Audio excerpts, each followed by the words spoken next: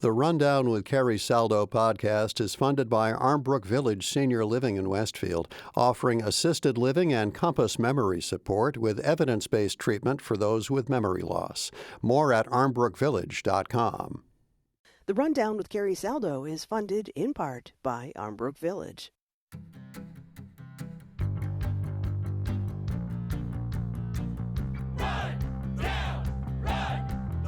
This is The Rundown, your weekly news and review from Western Mass. I'm Carrie Saldo. Good morning. It is Friday, February 6th, 2026. Our Rundowners this week: Erin Lee Hoffman, a reporter with the Greenfield Recorder; Paul Tudhill, reporter emeritus; and Rich Parr, vice president at Mass Inc. Polling Group. Good morning, everyone. Good morning. Good morning. If you have thoughts, email therundown@nepm.org. Coming up later in the show, instead of an outright ban, 1413 High School turns to an app to encourage what it calls more responsible cell phone use, so a little bit of a different approach there, and a look at the Western Mass municipalities aiming to curtail nicotine use by young people. Some wider context for this week's news: the federal government shut down briefly and then reopened. Congressman Jim McGovern made national news for sounding off against the Department of Homeland Security funding. Winter weather is factoring into a couple of events coming up, namely the Winter Olympics and this weekend's Super Bowl. And of course, the groundhog saw his shadow, so allegedly 6 more weeks of all of this. And Miss G, the Massachusetts state groundhog, saw her shadow as well. Local news: Erin Lee Hoffman of the Greenfield Recorder. The headline on this story: with final environmental impact statement complete, First Light facilities clear another relicensing hurdle.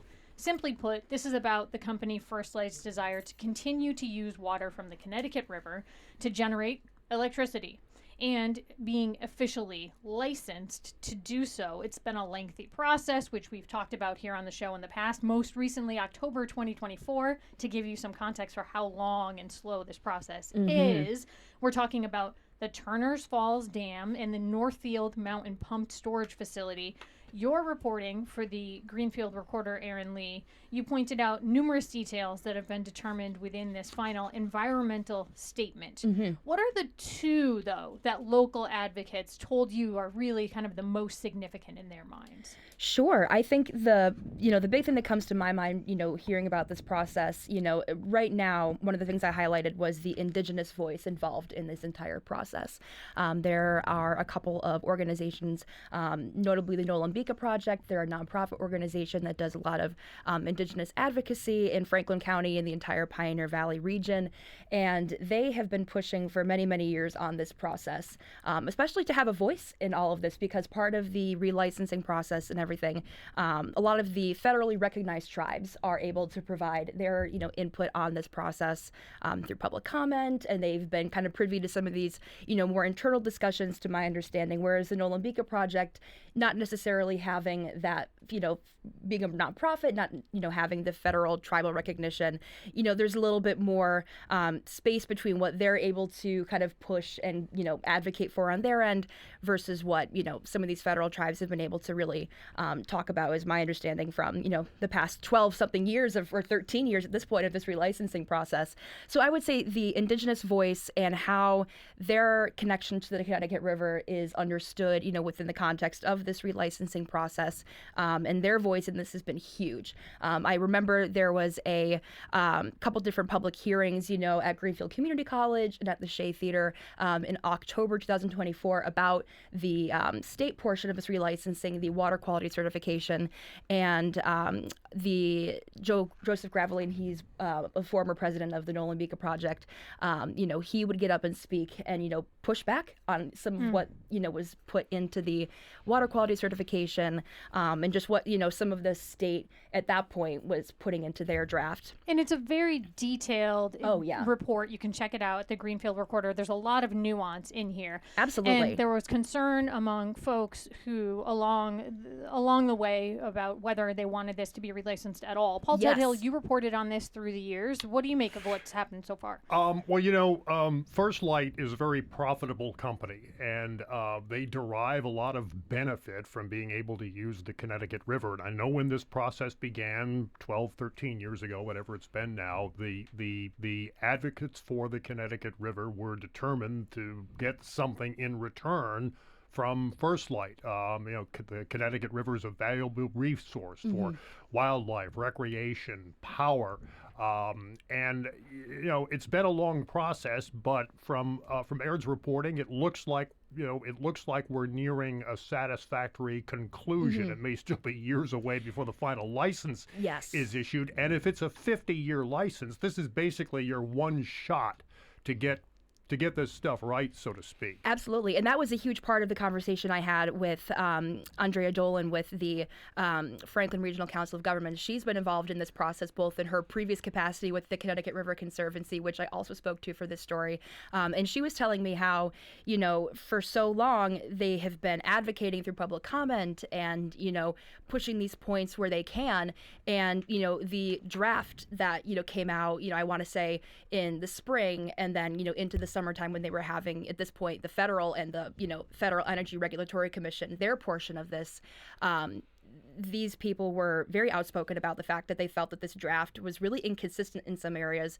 And, in terms of especially the erosion controls, that it did not follow what the state was prescribing.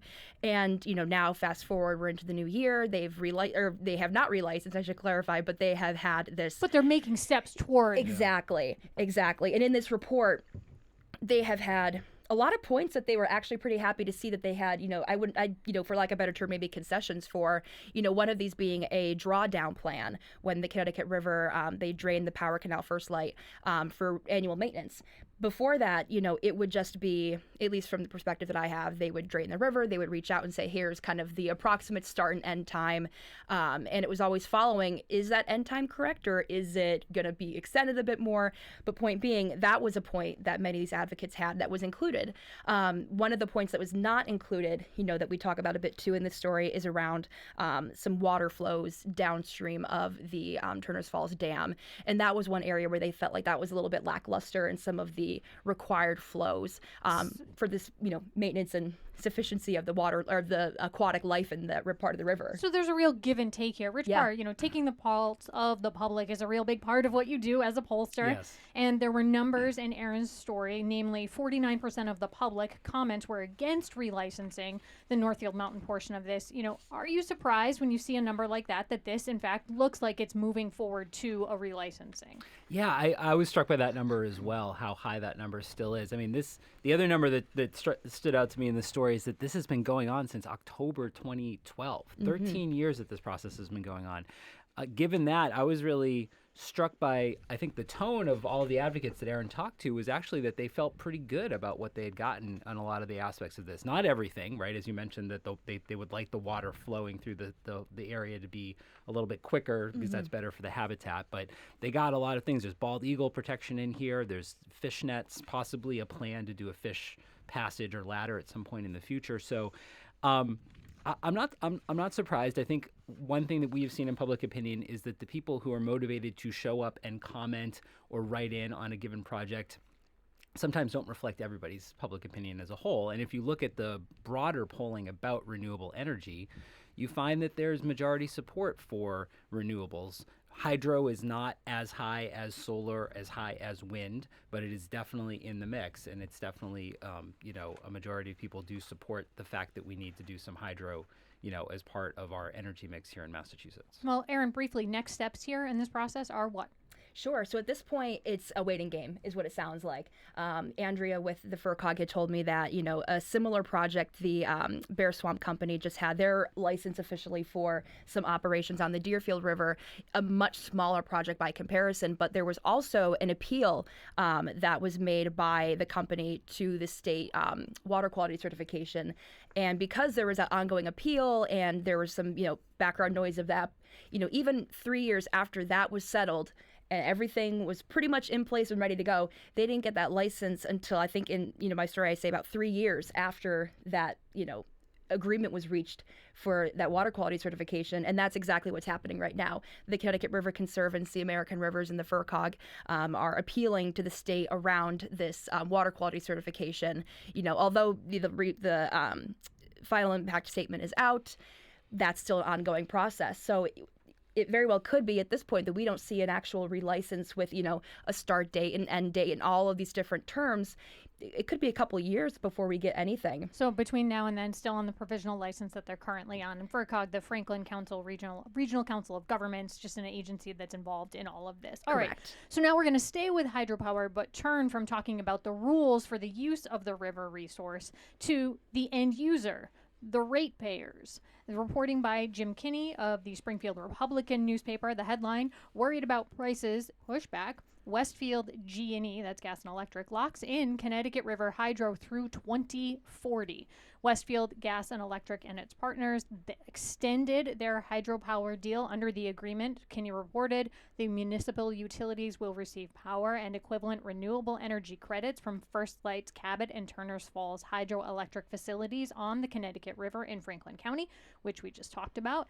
By the numbers, this deal is for 197 gigawatt hours per year of clean power. That's enough energy to support year-round power demands for about 20,000 homes. We don't know the price that was paid under the deal because the contract with First Light prohibits that, Kinney reported. Paul Todd-Hill. Mm-hmm. Energy prices have been in the news a lot lately. And they will continue to be so given the cold winter that we're experiencing. A prediction ahead of the end of the show. I love it. Well, and this agreement, we should point out, includes not only Westfield Gas and Electric, but I believe it's 17 other municipal lighting systems across the state.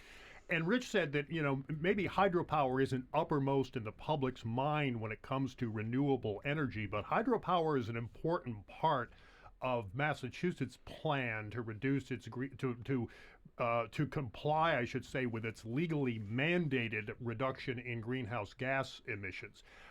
Just recently, the state started using hydropower that's generated in Quebec under an agreement that was signed back when Charlie Baker was governor.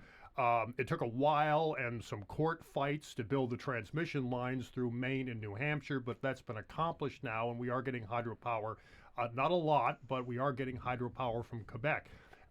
There are other sources of hydropower, as we know, here on the Connecticut River, which we've just spent several minutes talking about. And I think hydro could play an increasingly important role here, especially when we see pushback now over solar fields and battery storage systems and offshore wind. And offshore wind, exactly. So well, and this also it's all about diversity now when it comes to renewable energy. Right. And this news comes as Berkshire Gas is proposing, Anthony Camilleri reported in the Greenfield Recorder, a 23% rate hike. They went before the Department of Public Utilities late last week. That number for the average consumer would mean an increase of about $54 per month on the average customer bill if it's approved.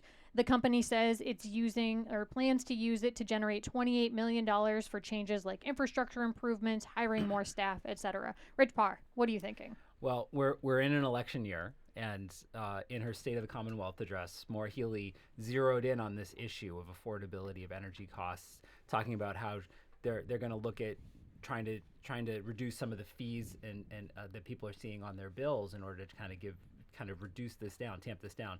Now, this might have an impact on the Mass Save program, right? Which is a program for energy conservation that homeowners and others can tap into to insulate their homes or improve get new windows. Exactly. And we all pay a little bit on, if you look on your electric bill, we pay a little bit to help subsidize that Mass Saves program. So some would argue that it's more than a little bit. Yeah. So we're talking about maybe we cut back on some of those fees. What impact is that going to have on this program? What I think is really interesting about this story is that we've often kind of thought of affordability and renewability as being opposed to each other, but it seems like these Westfield and these other utilities are seeing it actually as a hedge against sort of other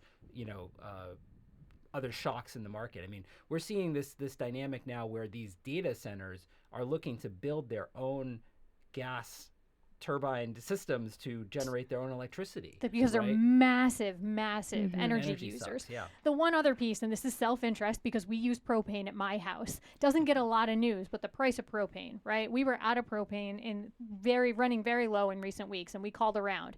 And I got a high of over $5 a gallon for the price of propane and a low of $1.29, which is what we ended up paying this week. But we own our own tank. So people who rent their tanks are really beholden to propane companies, because if you rent your tank, you have to go with whatever rate they give you.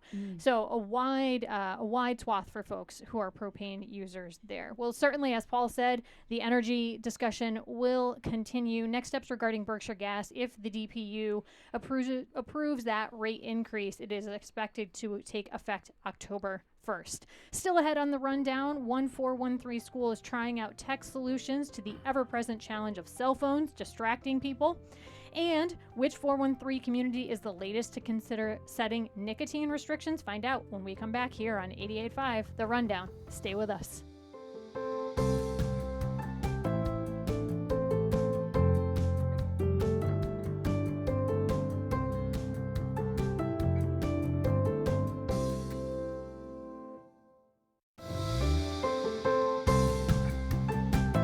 Welcome back to The Rundown here on 88.5 NEPM. The in-studio chat continues with Paul Tuthill and Aaron Lee Hoffman, journalist, and pollster Rich Parr from the Mass Inc. polling group.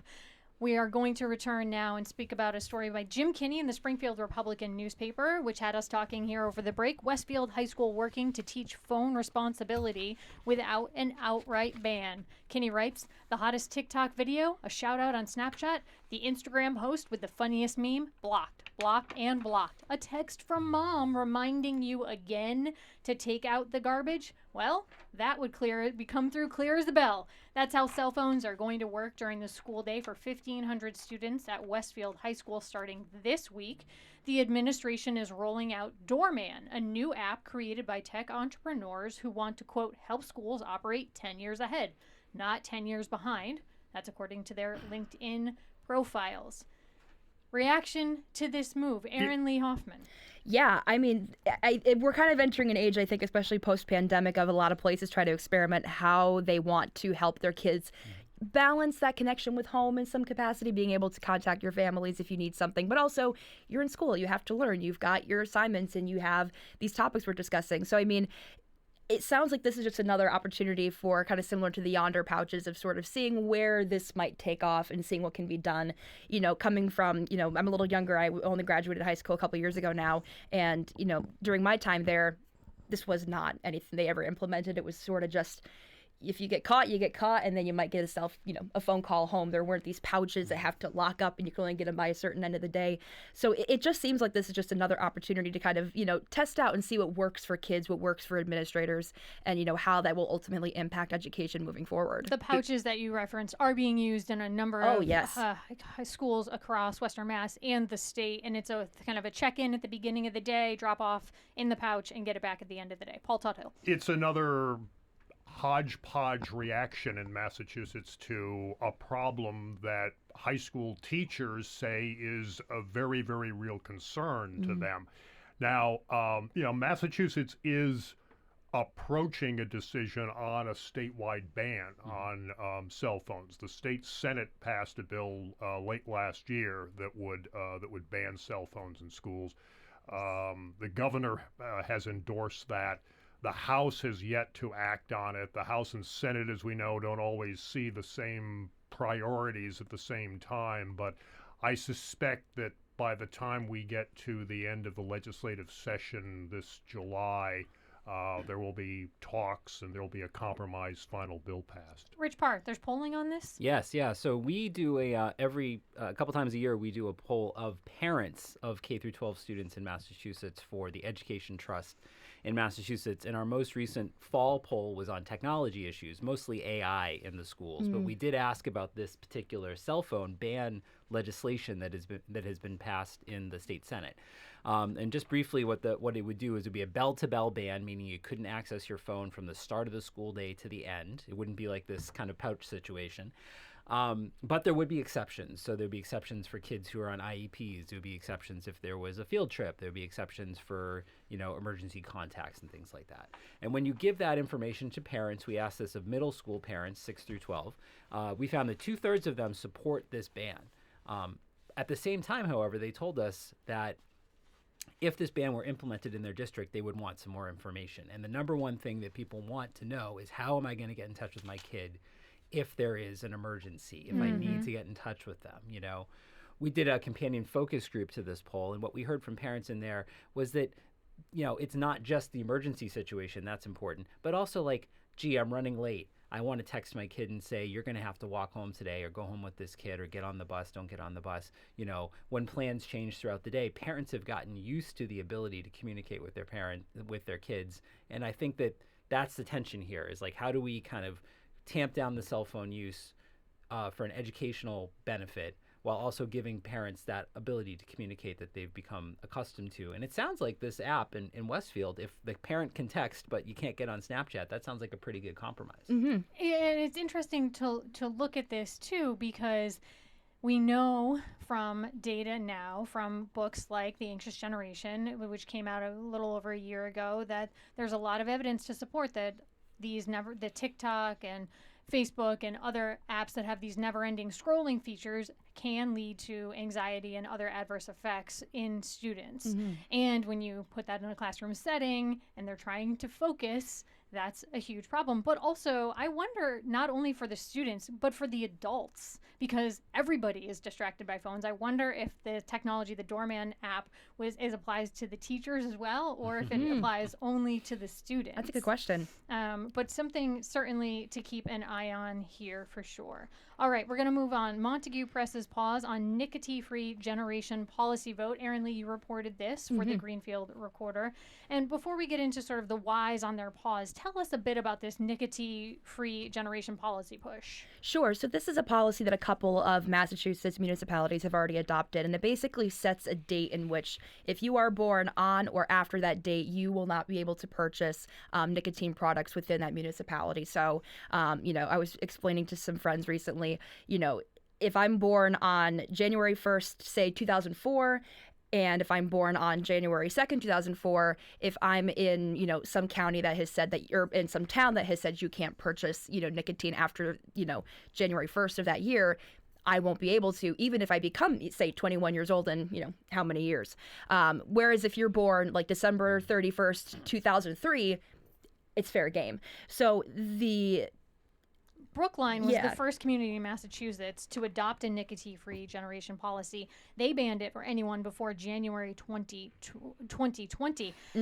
When I saw that, go ahead, Paul Todd. No, go ahead. Oh, when I saw that, I immediately thought about the tobacco companies, Yes. I shouldn't say tobacco. This is nicotine, very specifically. Some of these products do not have tobacco. They have a synthetic form of nicotine in Correct. them. But the companies that make tobacco and nicotine products sued and lost. And Brookline was allowed to prevail. And this is why we're seeing cities and towns in Massachusetts kind of popcorning up here. We've got Conway, Belchertown, South Hadley, Amherst, Leverett. They've all put in nicotine bans, and other communities are considering them, like in Montague. Exactly. Well, I was just going to say, I think there's a libertarian argument to be made here that, when you become an adult, you should be allowed to make an adult decision, even if the consequences are bad. Now, and that was discussion of Montague was, why are you restricting adults? And I'll say, I'm a cigar smoker, and the store where I go to purchase my cigars has a big sign in the front window that says, "No one under 21 admitted." So why isn't that a solution? Just similar with alcohol, right? Exactly. Just sell all of the nicotine products in adult-only stores. Well, and some of the challenge has become, I believe, because of these pouches of nicotine that have become very, very prevalent. Zyn is the big creator of them here in the United States. It's a little pouch that I guess you press between your lips and your teeth. Some of them are flavored. And so they've become somewhat popular with students. And, this interesting same data differently interpreted. The FDA says use of pouches, quote, remains low, cites the 2024 National Youth Tobacco Survey saying that 1.8% of U.S. middle school and high school students reported using nicotine pouches. But that same data, interpreted differently by the Campaign for Tobacco-Free Kids, says use of nicotine pouches has more than doubled between 2021 and 2024. Rich, you're our numbers guy. What do you think? Yeah, that's interesting. That is interesting. I mean, this is such an interesting. There's a concept in polling called social desirability bias, which is to say when you ask somebody a question and they kind of know what the socially acceptable answer is. So, how many drinks do you have in a week, or do you smoke cigarettes? Right. So all of this data is being collected through surveys, and we need to take a little bit of a grain of salt in terms of that. That said, if you look at the trend over time, I was looking at Gallup, the venerable polling institution has been tracking cigarette use for decades. And back in the 1940s, it was over 40% of Americans would admit to smoking cigarettes. And back then, it probably wasn't a bad thing to admit to. It was quite common. Sometimes people even said it was good for you. Exactly. Yeah. And so now that's down to 11%. So this idea of a nicotine-free generation is kind of happening on its own. It's like it's on the decline. But as you said, these pouches are a new thing. It's small now, but the growth rate on it is definitely getting up there. And vapes are in the mix too, and vapes were very prevalent, and then they've sort of been regulated in certain ways. I was going to say, and vapes have been heavily regulated, and maybe these pouches will be heavily regulated as well. And I know in Montague, within the last year, they have, actually banned the selling of these pouches within their stores. So you can't go into Montague and purchase this at this point. And a lot of the concern was the access for kids within the community. Can they get those ins, or can they get, some kind of equivalent? So, at least in Montague, this is not the nicotine-free generation is not, the first, restriction of some kind that they have been mulling over or have passed at this point. So, from their discussion, it heavily leaned on, as you kind of said, that libertarian perspective of once you become an adult, you kind of, and some people think and argued you should have that ability to make that decision at that point, even if, this date is put into place. And then others said, well, this is about saving lives. This is about saving the lives of the kids who are going to grow up and who are continuously targeted by big tobacco and all of these different kinds of, youth marketing tactics being used about, your, colorful or character-based, vapes or something like that. Yeah, so things that have been regulated in the past. Exactly. We'll see if this popcorn regulation in cities and towns puts pressure on the state or not. I'm sure we'll keep talking about it here on the Rundown. All right, scoop, sprays, and prediction time.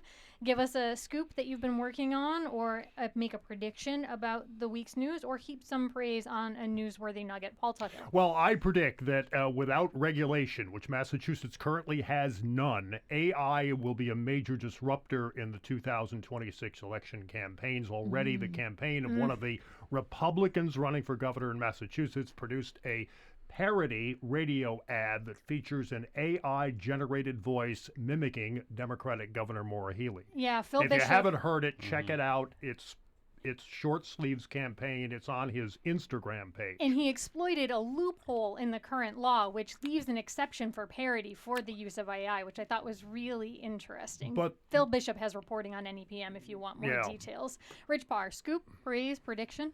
I guess I'd call it praise / a shout out.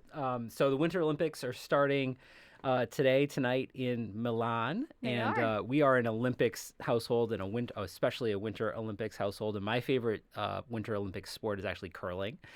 So the Petersham Curling Club is taking advantage of the Olympics, and they are doing a whole host of programming for the next couple of weeks to introduce people to the sport. I believe tonight they're doing sort of a learn to curl event. They're going to be doing watch parties for the various curling matches throughout the time. So if you have been seeing these people throwing these stones down the ice and wondered what that's about, you can actually go to somewhere in Western Massachusetts and learn about it and even participate. Fantastic. Erin Lee Hoffman, about 15 seconds. Yeah, so I'm going to be writing up a story today about a regionalization / budget discussion from last night between the Montague and Gill select boards and a couple other finance committees, really just highlighting the continued rural school struggles, but also the compromise that's been going on between these two towns of a regional district, really trying to make their way and really trying to find ways that, they can make the school year work. My thanks to our panel this morning, Erin Lee Hoffman, Rich Paul, and Paul Tudhill. Happy Super Bowl weekend, everybody. Go Bills. Go Pats.